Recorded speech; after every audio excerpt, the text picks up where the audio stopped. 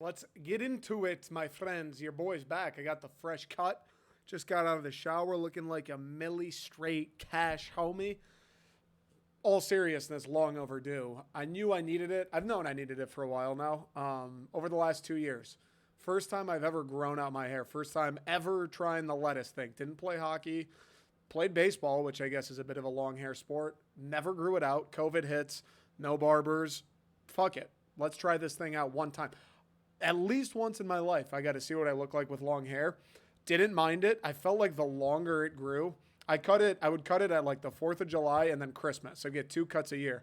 But I felt like the longer it grew, dating back from the start of COVID to this last cut last weekend, it kept getting worse. I don't know how that works. I feel like what the shitty part of growing your hair out is the first time you grow it out. Then after that, it's like your hair kind of knows what it's supposed to do. It's trained. As I was said, I wore all kinds of hats, brush, comb, you name it. I'm telling it to go backwards. I want the lettuce. I want the stuff coming out of the ears and in the back to like flow up and look cool like a hockey player's. Got worse as the time went on. Don't know how that happens. I don't know. I don't know if I didn't use enough product. Definitely wasn't blow drying. Same deal. Once your hair gets that long, that shit takes for blow drying. In my mind, I'm like, that should be a 5-minute thing. It's a good 10, 15. Once your hair gets to that point, hated it. Don't think in the last 2 years I've left my hat. I don't think I've left my house without a hat more than probably 10 times in the last 2 years. Literally wearing a hat 24/7. The only time I wouldn't wear a hat is at work, and my hair looked not good. One. Two, even if it did look okay, like if you're a long hair person, you go, hey, no, I kind of like it. Always falling in my face. I'm looking at my computer, always in my face. If I tilt my head down even slightly, in my face. If I make a quick motion, in my face. Couldn't do anything. I'm driving home, windows down, in my face. Everything I fucking did, hair in my face. First things first, before I go any further, I just need to tip my cap to all the ladies out there and all the guys with long hair. I don't know, ladies, speaking, the majority of women I would say have long hair, or at least what I was working with, if not longer. Don't know how you do it.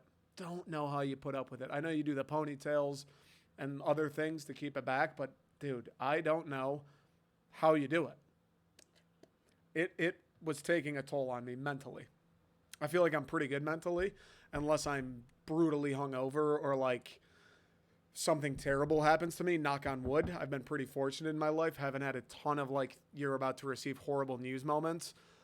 Dude, it was weighing on me. I can't even explain how fucking frustrated I would be. Everything I did, hair in my face. I love hats. I got like 30 of them. More than half I barely even wear. I'm addicted to hats. Hats and sneakers are the two things in my life that I just buy, even though I absolutely don't need.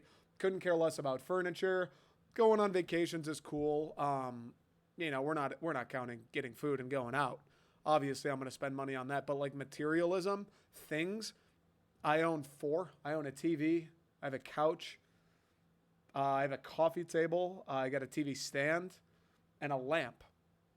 And then I guess my bed, if you count the bed. So what is that? 6 things? I guess I have this table as well. 7 things and a chair. 8 things. I have less than 10 things. Never think to buy any more. Clothes, obviously I make the shirts, but that's like a business. If I'm not going to wear them, who the fuck will? And it's pro bono. Like I sell enough of these designs where, hey, Nick, I got myself a free shirt. That doesn't count. Pants, maybe my favorite article of clothing, I just don't own enough of. I've got like 5 pairs that I like wearing consistently. Don't know what that's about. For some reason, hats and shoes, they're my things. And I was getting to the point where I was like, dude, I don't want to do it anymore. I don't want to do it anymore with the hats. It was driving me fucking bonkers. Always with the hat. Like, you know how you get when you wear a hat for so long? Let's say you wake up one day, throw the hat on, and you wear it all day. Like the end of the day, you take it off and you got a massage. Like, you feel the pressure in your forehead. You get that red mark in the mirror. And it's just like, it's almost like the hat gives you a headache. Even if it fits well, it's your favorite, it's the most comfortable. You get to the point where you're like, dude, I got to cut it out with this, but I couldn't. I couldn't because my hair was a nuisance, dude. It made me disabled. I was legally blind if I didn't wear a hat and I tried to drive my car. It wasn't safe all the time. Wind blowing, hair going everywhere. Kid runs in the street looking for his ball. I might not see him. It was becoming a problem. So here we are, short hair. High school, college, Nick Bradley. He's back in the saddle. Don't know if I'll ever go back to the long hair. Certainly not within the next year, at least. I never want to say never, but no plans. No plans to go back to long hair. Not anytime soon. It feels good. I love this feeling when you put your hand, you get a fresh haircut, and you rub your hand up the back of your head. Guys, you know what I'm talking about. Short hair guys, unbelievable feeling. I miss not having shit touch my ears. I miss that. Don't take that for granted today if you've got short hair. I miss being able to see my forehead. I feel like it made my skin worse too, just always hair in my face. You get a little sweaty, you go for a run, you go work out, always sweaty hair in your face. I feel like my skin's already gotten better. Lot of pros. I go outside, I feel the sun more. I feel it on my face and my head more. Now that could lead to a burned scalp. I don't know what you do to protect against that other than wear hats, which is what I'm trying to avoid. But we'll cross that bridge when we get there. It's good to be back in the short hair camp. Nothing against long hair. It was a fun ride. I'm glad I did it. I'm glad I experimented with it. I will say, part of the reason I kept the long hair going for so long, two reasons really. One, I'm fucking lazy. I'll admit it. I'm a man of integrity. Like I said, I'm not too proud to hide that. I was a little bit lazy, sure. And the other thing, going back to the hats, hats just objectively look better when you got long hair. When you have the hair specifically, you have the hair coming out of the sides right above your ears. When you got that little fray, hats just look better than if I was to put on a hat right now. Plain and simple. So those powered me for 2 years, but yeah, I've had enough. I miss not wearing a hat for everything. I'm pretty excited to go into work tomorrow. I haven't been in the office the last 2 days. I'm pretty excited to go into work tomorrow. Have people say, "Hey, you got a haircut." That's always a good feeling. I've experienced that 3 times, 4 times in the last 2 years. You go see your friends. "Hey, man, looks good." I miss that. The girls you hang out with. "Hey, Nick, your hair looks great. I like it short." Who doesn't love that? So it's good to be back. It's good to be back in the short hair squad. I know my mother's proud. And what really set me over the edge, I made that Alex DeBrincat video. Friendly fucking fire here. This is a tough one to swallow. I made that DeBrincat video the day we got him. Got home. I was driving home from San Diego, about an hour and a half car ride. Walk in the door, immediately hit record, go get the Red Wings jersey. Let's talk about it. My dad, who I didn't know even really, I knew he had an Instagram page, didn't know he used it, didn't know he tracked me. My dad comments, "That's great news. Maybe to celebrate, you could get a haircut." My dad, in the comments of a video about Alex DeBrincat being traded to the Detroit Red Wings, goes, "Maybe to celebrate, you could get a haircut." My dad used to have long hair. My dad was in a band. My dad was the fucking drummer for a band named The Dudes. And that guy's chirping my long hair. I feel like that's one of those moments in your life where you're like, okay, it's time. When it's drinking and partying, that 3-day hangover sets in, it's time. You tear your ACL playing rec basketball, it's time. You play a Division I athlete in high school football, it's time. Everybody has those moments at different things where you go, yeah, you know what? Maybe this isn't for me. My dad coming for my throat on a happy video about the Red Wings, a team he loves. I love the Red Wings because I grew up watching them every night with my dad. On a video about them getting significantly better, he goes, "Maybe you should cut your fucking hair." Wow. Right there, right through the heart. Yeah, maybe I should cut my hair. So that's what I did. And it feels good. I'm glad I did it. Appreciate everybody. Couple comments on my recent video saying love the haircut. Appreciate you. You're an angel sent down from above. Not a ton of sports stuff. It's been a while since I've logged in to record one of these where it hasn't been catch up on Detroit sports news, whether it's the Lions' new helmets, whether it's Osar Thompson being a menace in Summer League, whether it's DeBrincat coming to the Red Wings. I guess the Tigers, right? They're playing right now. They're up 2-0 on the Royals. As I speak, Torkelson hit a fucking nuke. They've won 3 out of the 4 since the All-Star break. I think still 5 back in Minnesota, but they're hanging around. Oh, I don't know. We'll see. Hopefully making it interesting. We haven't talked about them in a while, so maybe, we'll spend a few minutes on the Tigers. But all things considered, I'm kind of on top of it. Like, I don't think since I recorded last week, I don't think much has happened. Obviously, the big news in the city are DeBrincat and Osar Thompson being great, and we covered each of them for like 20 minutes last week. So if you want to hear my takes about those guys, about what that means for the franchises and all that, go ahead and click back to last week's episode. I'm thinking today, we'll keep it shorter. I want to talk a little bit Djokovic Alcaraz. I'm a Djokovic guy, 50% Serbian. My mom moved here from Serbia when she was, I think, 27 or so. All my cousins, aunts, uncles, Serbian. We're rooting for Nikola Jokic. Obviously, we're rooting for Novak Djokovic. Fucking heartbreaker against Alcaraz at Wimbledon on Sunday. Guy's unbelievable, though. Carlitos, he's unreal. He was funny on the mic. It sucks. It sucks that I like him so much. Nadal and Federer, those guys are sick, too. Obviously, you got to give them their flowers. But a little bit more, like when they're the GOAT, when Federer, because all along it was Djokovic chasing those two. When those guys are the GOATs, when those guys are the white whale Novak's chasing, it's much easier to go, I'm okay on Federer. Yeah, Nadal's fine. Like, it's much easier to go, they're okay.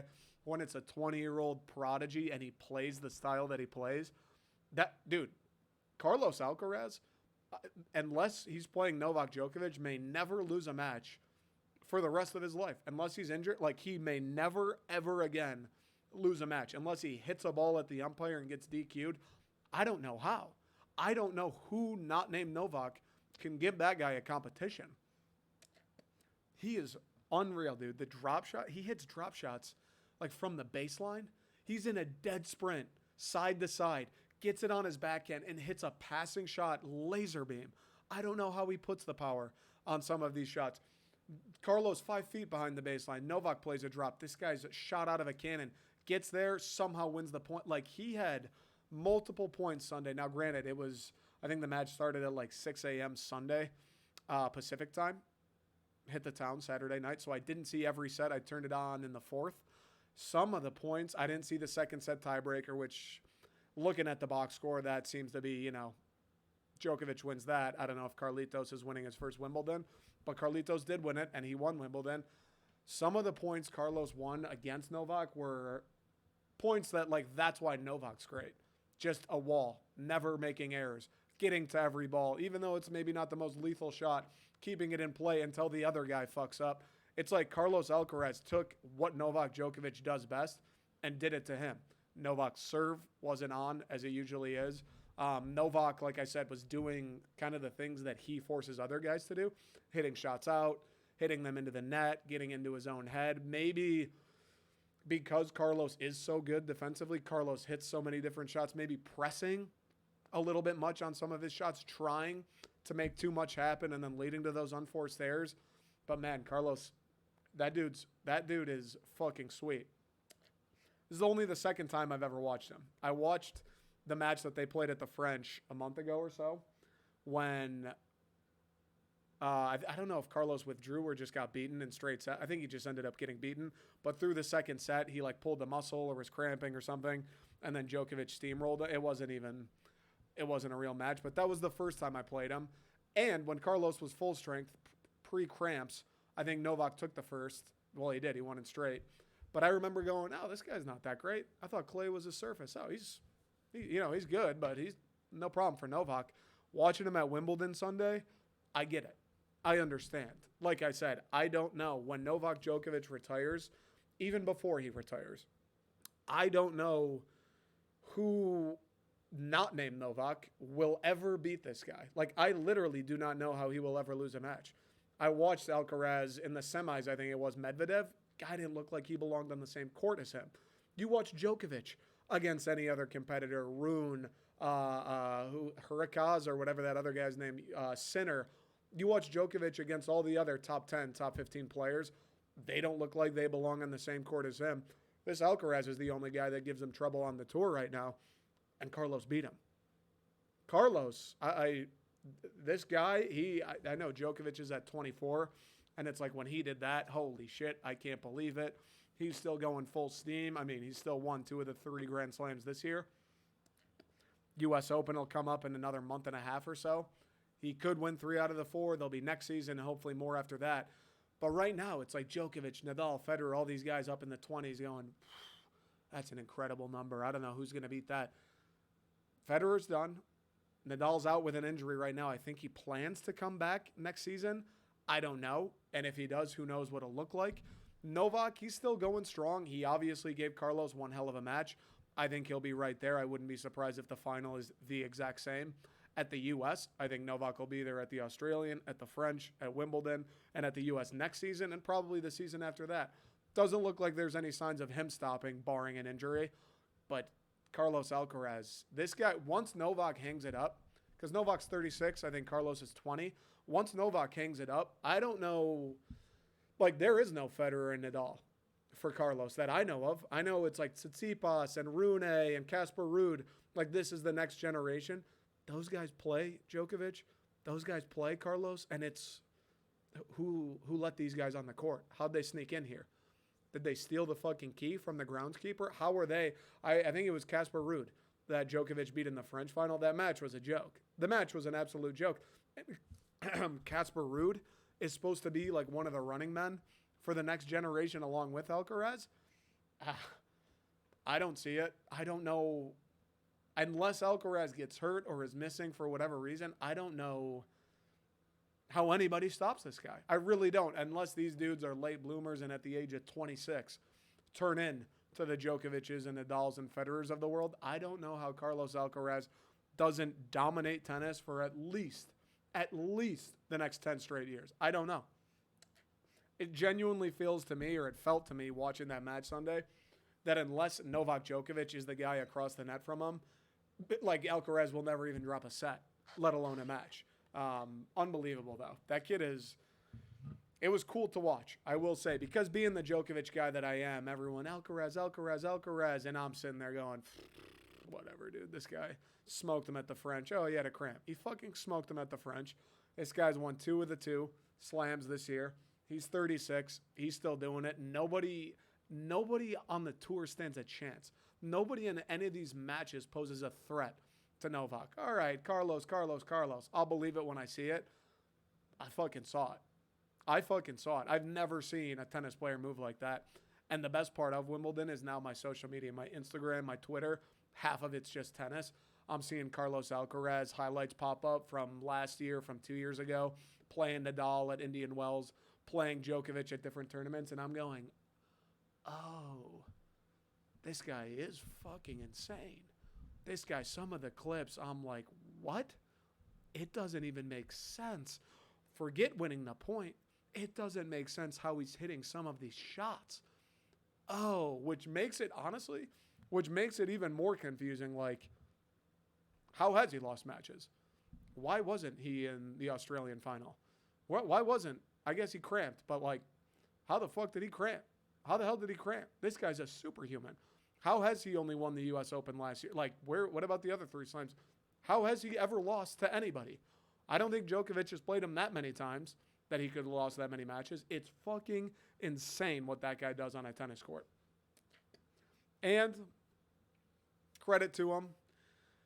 Maybe the best part is, like being a Djokovic guy, it's tough to swallow when your favorite player loses, especially on that stage, especially going for something as historic as a calendar slam and winning Wimbledon for what I think it would have been his 8th or 9th time, something like that. It's tough to swallow seeing your guy lose. But Alcaraz got on the mic, and I was like, don't think I've ever really heard him speak. Got on the mic. He was pretty funny. He was a good guy. I'm like, damn, I like this guy. I fucking like this guy. Djokovic is going to retire one day, and I'll probably be sitting here going, all right, I like Alcaraz. This is my guy now. Like, he's so electric to watch, and then he's got the personality to boot. You can't ask for more in a tennis player. That's one of the reasons I love Novak, other than being Serbian. Like, he's sick on the court, and then you hear him talk after the matches. He's making jokes. The crowd's laughing. He's lighthearted. He gives his respect, but he's being funny. Like, he's got a personality. I feel like people, obviously in the media, but just everyday fans, say it and for sure think it. We love when athletes have personalities, for better or for worse. Like, it's fun to see these guys who are so fucking good at something. It's almost robotic and machine-like. It's fun to see them express themselves. It's fun to see them be lighthearted. It's fun to see them make jokes. It's fun to see him smile and fuck around. And even in defeat, Novak, he's still laughing and smiling. So Unreal match. Tennis fucking rules. All I want to do is play. And Carlos Alcaraz, the future seems like an understatement. Like the next, I don't even know. Like tennis. He just is tennis, it feels like. Or at least that's what it's going to be whenever Novak hangs it up. So, hell of a weekend. Tough match for my boy. He'll get him back at the U.S. Open. There will always be more. But, man, Carlos Alcaraz, dude special. All right, let me take a quick break. We'll talk a little bit of Tigers. And then, I don't know, part of me, I kind of want to just do a little MSU, the defense, the offense. Just a couple minutes. Not a deep dive. We'll save that for August. Couple minutes. That's all. Quick break. The Tigs, man. I know what you're thinking. I've screamed it from the rooftop from the end of the 2 years ago, all through last season, all this offseason, through this season. I fucking know that they're the Detroit Tigers. I see the lineups, dude. I watched the game last night. They won 3-2. Veerling, massive hit in the top of the 8th. Push him over. Alex Lang shuts the door in the 9th. Barely scraping by. I know the Royals are a joke. I know, but I don't know. I'm going to hear them out. Because why not? They've already been dead. What a couple more weeks and then declare them dead then. Like, let's hear them out a little bit. Something to follow along. I'm not saying you should be buckled in watching the Tigers every night. God forbid you're out grocery shopping while the Tigers are on. God forbid you're watching your kid's T-ball game while the Tigers are on. God forbid you're out on a date when the Tigers are on. I don't want to. It's not that serious, but hey, check the box score. Hey, you're not doing shit. It's Thursday night. You're having a cold one. Throw on the Tigers. Hey, it's Sunday afternoon. You're a little hungover, hanging out on the couch. Why not toss the Tigers on for the time being? They've won 3 out of the 4 since the All-Star break. They're up right now. Knock on wood. We'll see how that ends. But why not, dude? We've been so long. I had some people on Twitter the other day, and look, I'm not dead serious. I'm not sitting here going, throw some fucking money on the Tigers. I'm not sitting here saying, mortgage your house on the Tigers winning the Central. I'm not saying it's going to happen. I'm not saying it's likely. I'm not even saying it's a 50-50 chance. It's a possibility. Crazier things have happened. Leicester City won the Premier League. The Central blows. They've gotten healthier. They're going to keep getting healthier, I think. Riley Green's back. He's good. Eduardo Rodriguez is back. He was awesome before he got hurt. Hasn't been as awesome. Maybe he finds it again. I don't know, dude. The Tigers, look. The Tigers have been a dead franchise for 8 years now, 7 years in a row, with not even like a glimpse of life. There was one, I think maybe 2 years ago, when that year's scope was still good. After the All-Star break, they had a little bit of a run. And then the COVID season where it's like, dude, 60 games, maybe you can't be that shitty and that small of a sample size. Like, there's been a couple moments of like, oh, maybe. Fucking, they've been a dead franchise for 8 years, bro. They're in the worst division in baseball by a mile. They're only 5 games back. They're getting healthier. These young guys, you'd like to think, as each game goes by, figure it out a little bit more. I don't know if that's true. The numbers wouldn't really suggest it, but, you know, got to believe in something in this sick and twisted world we live in. I'm not saying they're going to win the Central, but who knows? Like, it's a fun story. 3 out of the 4 since the break. They win the series against the Royals. Like, if they, day by day, if they keep fucking figuring out ways to win series, I don't know. Like, until they hit that point where they lose 8 straight, until that comes, until they lose that point where they go a month without winning a series, until that comes, why not? I'll follow along. I'll check the box scores. I'll scroll on Twitter, read what people are saying. I'll watch Spencer Torkelson hit an absolute nuke in an 8-second Twitter video. Why not? I'll spend a couple minutes talking about them. Why not? They've been dead for 8 years. Why not for the 1 week, 2 week, God forbid they do it for 3. The 3 weeks they've been alive for the first time since I was in high school. Why not go, you know what? We'll see. Give them the benefit of the doubt. They don't deserve it. Fuck no.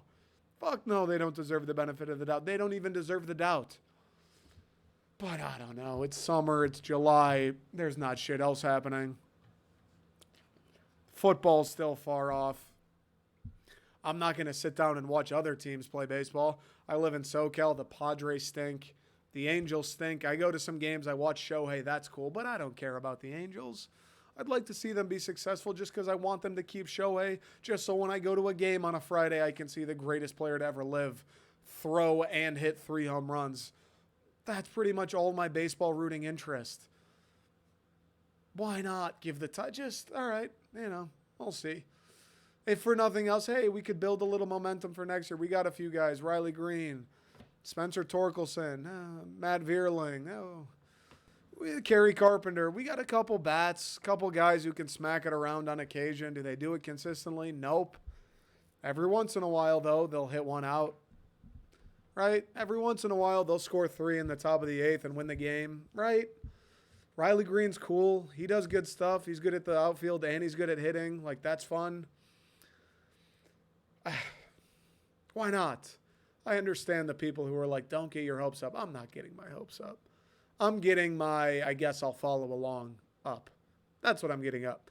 I'm getting my, I'll wake up the next day and go, wonder if the Tigers won. I'm getting that up. I'm getting my, yeah, I'll read. Who's pitching well? This Reese Olson, he's got some good stuff. All right, I'll bite. All right, cool. That's great. We got this Reese Olson. He seems to be maybe decent. All right, cool. Matt Manning, all right, he's okay. Sure. Oh, okay. It's July. It's fucking July. What else am I going to do? And here's the beauty of it. Let him entertain you.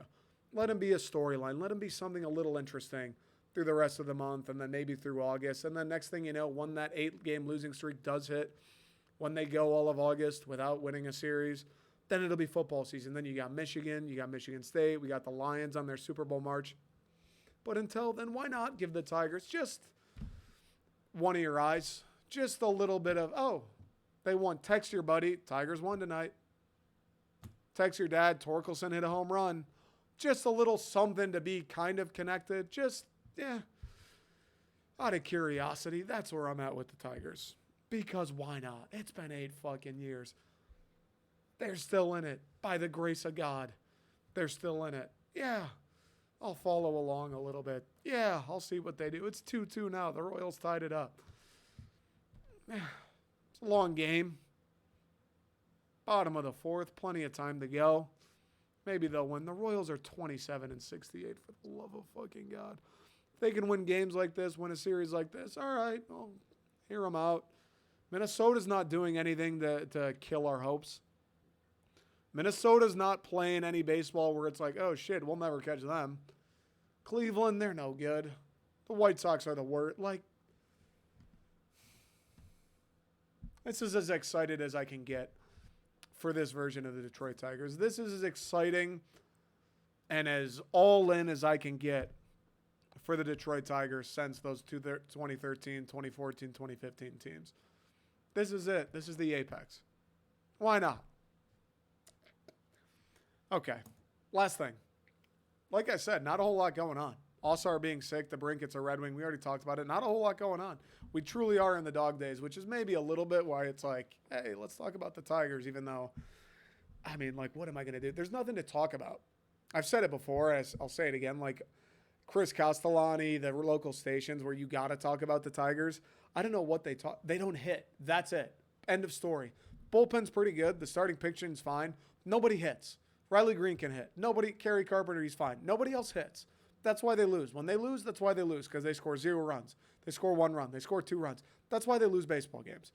That's it. There's no like analytics you need to dive into. There's nothing else like, well, it could be this sneaky stat. No. Nobody hits. That's all the analysis you need to do with the Detroit Tigers. When you're wondering why are the Tigers, if the Central's so bad, why are the Tigers, and we got these young guys still 5 games back? Nobody hits. That's it. That's been the story last year. That's the story all of this year. If they lose the game tonight, it'll be the story. Nobody hits.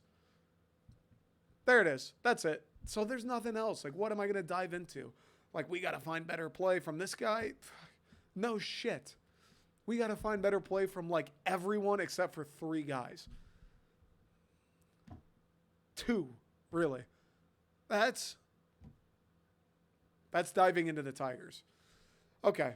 I just want to spend, like, 5 minutes maybe tickling your balls about Michigan State.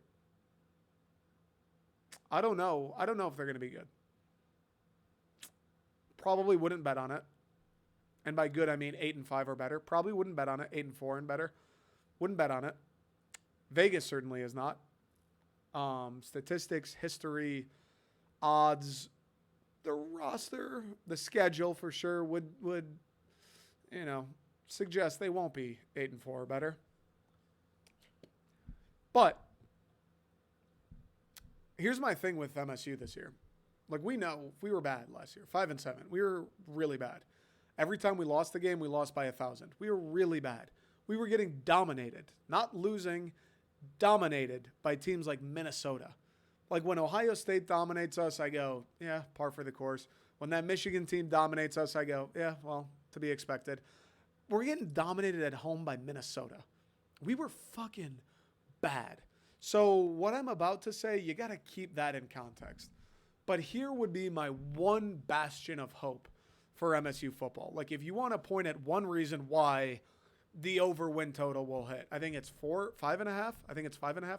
If you want to point at one reason why we might surprise some people and win 8 games, or fucking more than that, 9, and beat a Washington, or beat a Michigan, or beat a Penn State. I can't even say beat Ohio State because it's been so long. But if you want one thing to point at, like one reason to feel good, obviously there's some moving parts. The quarterback situation, we got to figure it out. I don't think that's the tallest order to replace Peyton Thorne. I've said it 1,000 times. I was saying it all throughout the year last year. He's fine. He's a game manager. If you give him a good team like we did in 2021, he'll do what it is necessary to win games. He's not a guy that when the run game's not working, you can put the game on his back and he'll go out and make it happen for you. He's not that guy. We saw it against Ohio State when K9 went out, and we saw it fucking every single time we played last year. He's just not that guy. So I don't think we're replacing Peyton Thorne. It's not like we got to replace Connor Cook. We're not asking him. We don't need to replace an All-American. We don't even need to replace an All-Big Ten guy. We need to replace like a decent quarterback, maybe an average to above average college quarterback. Above average, I would say, is we're maxing them out, right? Noah Kim, Caden Hauser, we'll see. Obviously, Noah Kim, everybody points to those like 5 throws he made against teams' third stringers last season. If he plays like that against starters, Noah Kim's going to be the fucking man. If he's making those throws against Michigan's first defense, Noah Kim's going to have a hell of a career at Michigan State. If that third string play pans out to the first string and in the first quarter, yeah, we're going to be fucking all right at the quarterback position. Obviously, we don't know if it will. We'll see. I think he has the tools. I think he is capable. Caden Hauser as well. I'm a little surprised that Kim's ahead of him on the depth chart. Maybe there's some seniority playing there. Maybe Kim's just the better player. I don't know. I feel like Caden Hauser, though, watching his tape from high school and like the release, the way he throws the ball, he's athletic too. I'm like, this guy's really not as good as Noah Kim. Either I'm underestimating the fuck out of Noah Kim, or Caden's not living up to what we had all hoped he would be. I hope the former is the right answer, not the latter. But we'll see about the quarterback position. I'm not so worried about that. That's something that everybody wants to point to. MSU, you think you're going to be better than 5-7? You lost your quarterback. All right, we lost a bowl of oatmeal. Dude, we might have a bowl of oatmeal with a couple sliced strawberries in it now. That'd be an upgrade. I'll take that all day. So we'll see. The reason I have a shred of hope, I have a shred of confidence. The reason I'm assuming we're going to beat Central, we're going to beat Richmond, we fucking better, and we're going to go into Washington week 3 sitting at 2-0, hosting a top 10 team with a Heisman contending quarterback who's trying to make a playoff appearance. Mel Tucker, other than the Michigan game in 21, Mel Tucker's biggest game we've ever played at Spartan Stadium, definitely the biggest out-of-conference game he's ever played. The reason going into that, I'd have a little bit of hope and go, I don't know, maybe we can make something happen. I don't know, maybe we shock the world. Maybe we somehow find a way to win that game. 3-0, we feel good. We just knocked off one of the best teams in the country. Maybe we're not a 5-7 team. Confidence comes along, and we go on to win 8 games or something. The reason I would hold out some hope, and again, I'm not saying, like, don't run to the fucking sports book and throw the house on it. I'm not saying you should run around telling all your Michigan friends that we're about to win 9 games. The line of scrimmage. That's why I feel okay about MSU this year. That's why I feel hopeful. That's why I feel like there will at least be, regardless of what the record says, there will at least be, and I think the record will improve, there will at least be visible, like tangible performance. I don't think when we do lose, outside of maybe Ohio State, I don't think we will lose games 34-0. Even that Michigan game, I don't think we'll lose games where the other team runs it for 5 yards every single fucking play, even though everyone in the stadium knows they're giving it to number 2 or number 7. I don't think a guy like Mike Penix has as much of a walk in the park as he did at Husky Stadium last year. The line of scrimmage. And it's not just the defensive line, the offensive line too. Both of them. You look at why we sucked last year. Couldn't run the ball for anything. For anything, we couldn't run the ball. Peyton Thorne. Credit to him, I suppose. And again, it's not like he was bad or anything. His job was made way harder when not only could we not run the ball, when we did have to sit back and pass and we did try to go, all right, Peyton, let's fucking see it, pal. You want to play in the SEC? Here's your Big Ten tryout. Tough to do when your offensive line doesn't block anyone. It's tough to do when you're getting pressured against a 4-man front. That offensive line, I think the starting talent should be better. We've got guys returning, and you could say, these guys were on the team last year. They sucked ass. Why would them returning suddenly they magically become better? Fair enough. I agree. You'd like to think they become stronger, hopefully a little more well-coached, know what's going on, miss fewer assignments. You'd like to think all of that happens. But I think the biggest thing is, outside of the returners, there's going to be more high-end talent. A couple, I think, of Mel Tucker's guys will work their way into the rotation. Like, I wouldn't be surprised that 4-star Stanton Ramel, I think he was a top 200 guy, behemoth of a human from Alabama, one of the better offensive line prospects in the country in last year's recruiting class. Now he's a true freshman. He'll probably be a little weak, a little undersized, a little slow. But who knows? Like, guys like that, I think, might start to creep their way into the rotation. There's going to be more competition from the back. Like, if the starter, I don't give a fuck if he's a junior, senior, 5th year, 12th year senior. If he's not cutting it, there's a guy, Mel Tucker, handpicked, waiting behind him, pushing him, trying to take his snaps. I think that the level of competitiveness will elevate whoever startings play. And I think the biggest thing is the depth. Going hand in hand with just the fact, like, there will be more talent. There just will be more guys. Now, hopefully they don't get absolutely decimated by injury, which is kind of what happened last year. But even if they do, there are more guys who are able to hold their own. If the starting left tackle goes out this year, the next man up will be a better player than the next man up was last year, all across the line. If we're down to our third string center, he will be a better player than our third string center was last year. I think that's true every position across the board. I think the overall talent level's better. We brought in that transfer, Keyshawn Blackstock. I think he was the biggest JUCO transfer recruit. I just don't see a world. No. Are they going to be Michigan's offensive line? No. Are they going to be Penn State's or Ohio State's even? Probably not. I don't see a world in which they aren't significantly better than what Michigan State put out last year. That should directly lead to a better run game. That should, both the run game and just the ability to protect the pass, that should lead to a more effective passing game, regardless of if it's Peyton Thorne, Noah Kim, or Caden Hauser. That should lead to Jay Johnson being more effective. I mean, look, K9 was fucking unbelievable. When we had a running game with Kenneth Walker, Peyton Thorne, Jalen Naylor, Jaden Reed, Jay Johnson, all these guys couldn't be stopped.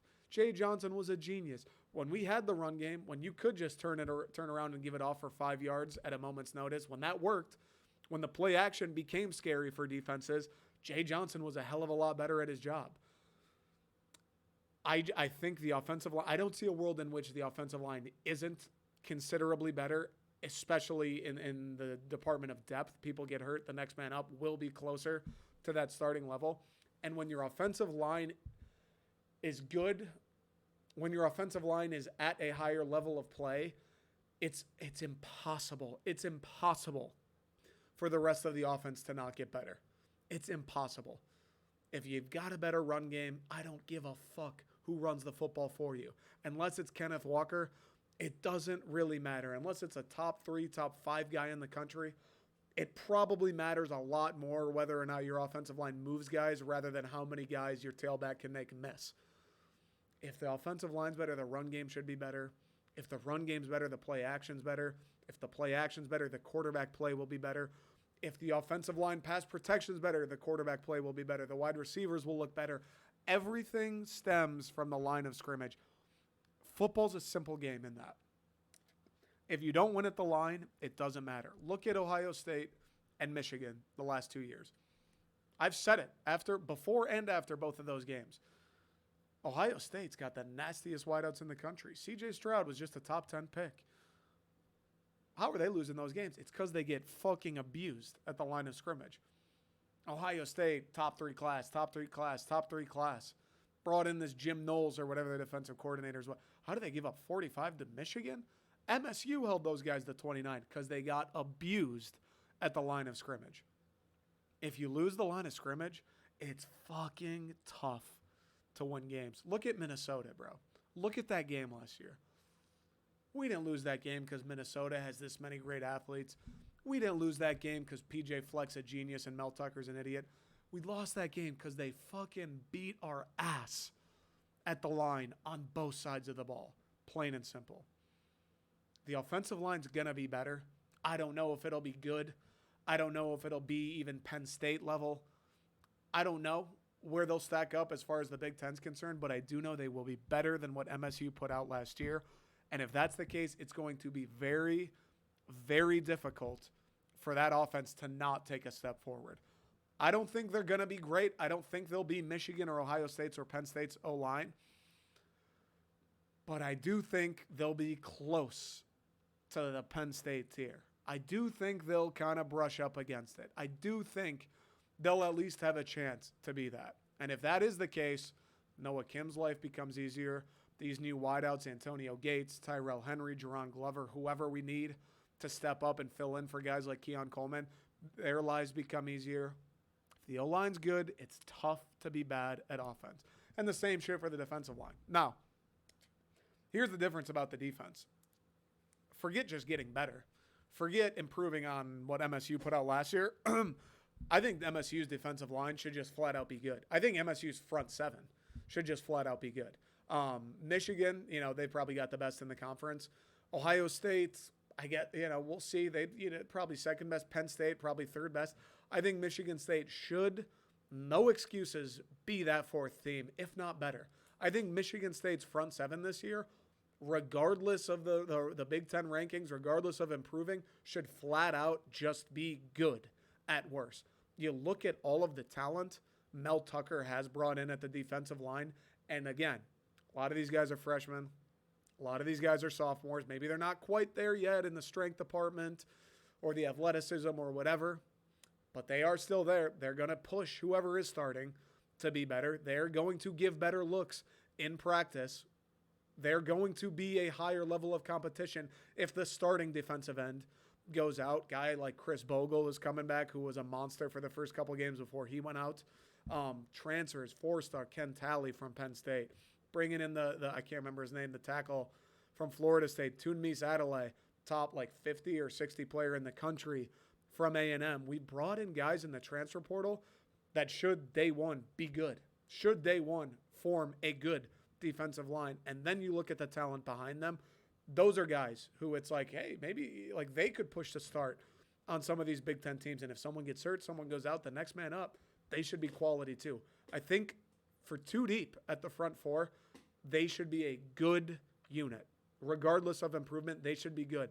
And the linebacker position, same thing. Cal Halladay, he had his moments in pass coverage. Hopefully that gets figured out. Jacoby Windman, I don't think it's biased to say is one of the better linebackers in the conference. Darius Snow missed the entire season last year. If he's back and he is what he was in 2021, I also don't think it's crazy to say he's one of the better linebackers in the conference. And same thing, you look at the depth. A guy like Jordan Hall, yeah, he's a true freshman. That's a guy who might just play day one. Ma Gayatote, can't say his name. 4-star, poached him from USC. That's another guy. If he's got to play, he should be able to hold the zone. The front seven for State should be just flat out good. And I know what everyone would say. I know what the naysayers are saying. Oh, that's not the problem. The problem, your defensive backs, your secondary stinks. Everybody throws on MSU. Look, much like what I was saying about the offensive line for an offense, if your defensive line, forget the linebackers, if your defensive line is good, if not great, that means that they can do a pretty good job stopping the run rushing for. That means they do a pretty good job getting to the quarterback rushing for. Look at Michigan State's best defenses under D'Antonio. Look at the college football playoff team. Look at the 2013 team. Yeah, those defenses had studs. Yeah, Darqueze Dennard. Yeah, Trey Waynes. The 2015 team, we didn't have either of those guys. Yeah, Monte Nicholson, he was good on the back end. The reason those defenses were elite is because you had 4 guys up front who could do whatever the fuck they wanted. We went into the horseshoe at Ohio State, and Shalik Calhoun, Malik McDowell, Craig Evans, and Lawrence Thomas dominated the line of scrimmage against one of the best Ohio State teams they've ever had. We beat Michigan all those years because our front 4, we could drop 7 and we'd still get to the quarterback in a hurry. If you've got guys up front who negate the run and get to the quarterback with 4, you could put a fucking mop bucket at cornerback. They'll have a chance to knock down a few passes. I know the secondary's been garbage. I gotta believe they'll improve. I've gotta believe some of these young guys, Dylan Tatum, Janet Mangum, they'll be playing. Any of the returners, Angelo Gross. I gotta believe they got better. I have to believe, like, what am I doing here? What are any of us doing if I don't believe these guys got stronger, faster, smarter in the offseason? They have a better idea of what's going on. They know the defense more inside and out. They can run maybe a little bit closer with a Cornelius Johnson or a Marvin Harrison, although he's tough to stop for anybody. I got to believe these guys returning got better, and it's the same deal. Mel brought in more transfers. Mel has brought in pretty good talent. Charles Brantley, another returner. He's brought in pretty good talent via the high school ranks. Again, there'll be guys who are freshmen, who are sophomores. Tatum and Mangum, they played as freshmen last year. He's not afraid to play. If you're the best player, you will play.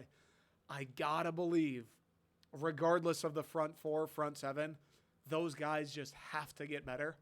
I have to believe that. But even if they haven't, I believe that the front 4 specifically is going to be good enough where even if the secondary plays the exact same, the job will become so much easier due to the play of the front 4 that they'll be middle of the pack. I have to believe that. If you got a good defensive line, dude, and you got good linebackers, that probably means you stop the run. We saw it with Michigan State. I just said it.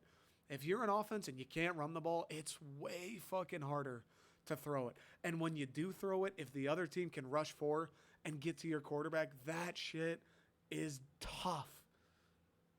That's what I'm saying. Washington, if we can stifle the run game, they ran it as much as they wanted in Seattle last year. We can stifle the run game, and then when Mike Penix does drop back to pass, we can get to him with 4 on the deeper routes. Dropping 7, dude, it's tough to hit those 3-yard outs when there's 7 guys dropping. It's tough to hit passes when everybody in the secondary knows he's probably got like 3 seconds, and then Tunemi Zadele is going to take his fucking head off. It's tough to be bad when you dominate the line. If you got a good defensive line, it's tough to have a bad defense. I'm not saying they're going to be the best in the Big Ten. I'm not saying they're going to be top 30, top 40. What I am saying is no excuses anymore for the staff, starting with Scotty Hazelton and all the way up to Mel Tucker. There is no excuse for the staff this year on the defensive side of the ball for MSU. I don't think the O-line is going to be to the level the defensive line is. Oh, my watch. I don't think the O-line is going to be up to the level the defensive line is. But that defensive line and that linebacking core, I think, is going to be good enough where it's like, dude, if you can't figure out a defense now, I know you don't have Trey Waynes and Darqueze Dennard back in the secondary, but if you can't coach up, some of these guys are 4-star guys. Some of these guys had offers from Notre Dame, Michigan, Penn State, Ohio State. Some of these guys could have gone anywhere. If you can't coach those dudes up, if you can't stop the pass with them after, 4 years of high school cycles and transfer portal cycles, if you can't find guys to do the job in the back end when you've got a good front 7 and a good defensive line, then maybe you can't coach defense. This defense this year, it has to be middle of the pack at worst. Otherwise, it's Scotty. Hey, the bell is ringing. That's where I'm at with State. We'll see, but I don't know. I've been talking about it lately. We're starting to get a little closer, a little bit more chatter, and I'm getting a little tickled thinking about the idea. Maybe this defense isn't so bad. We'll see. All right, folks, that's all I got. I appreciate everybody tuning in. Today, Wednesday, the Detroit Teal design, one of the best sellers we ever did, certainly the biggest one for the Pistons. It's the one with the buildings in the back, Cade and Ivy. It's a beauty. Last day it'll ever be on sale today, Wednesday, July 19th. Head over to thesecondstring.com. And then this weekend, we're putting out the Alex DeBrincat design, also a heater. Check that out. Friday to Sunday. As always, I appreciate the support. Thanks for everybody. Catch you next time.